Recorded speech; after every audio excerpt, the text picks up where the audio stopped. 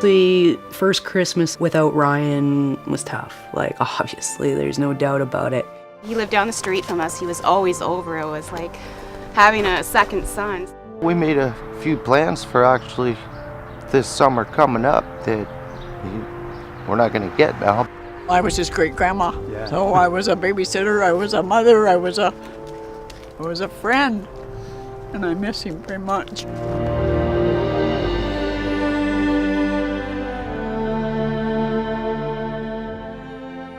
I first found out was about when he was a year old. So I ended up taking him to St. Thomas Emerge, and then they ended up keeping him for like 4 days in an oxygen tent.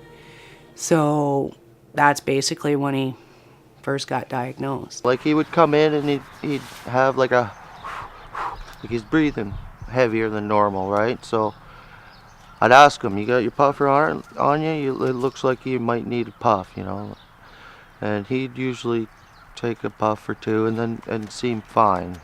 So basically by the time he started school, it was, it seemed like it was getting better. So it wasn't like trips back and forth all the time. And it's like, okay, well, good. Maybe he's growing out of it. That day that he went to school, nobody had any suspicion that that would happen, especially knowing the kid and seeing him off. It was fine. I was at work, and then I got a call probably around 11 o'clock that day saying that Ryan's being airlifted, Ryan's not breathing. And by the time we got to Tellsonburg, it's like you could see the paramedics standing there, and they're like, we're so sorry. Like when I walked in the room, I knew it was over.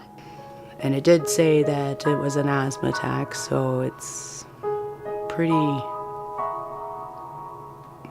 gruesomely heartbreaking, and just to kind of go back through that moment is... This is the tree that the school has dedicated to Ryan, in memory of Ryan. And obviously it's an evergreen, so it kind of resembles like strength to me. So it's basically an asthma awareness kind of thing to try to make sure that this doesn't continue to happen to anyone or anybody having to go through this experience. It's great just to be able to feel supported and knowing that Ryan was loved and always will be.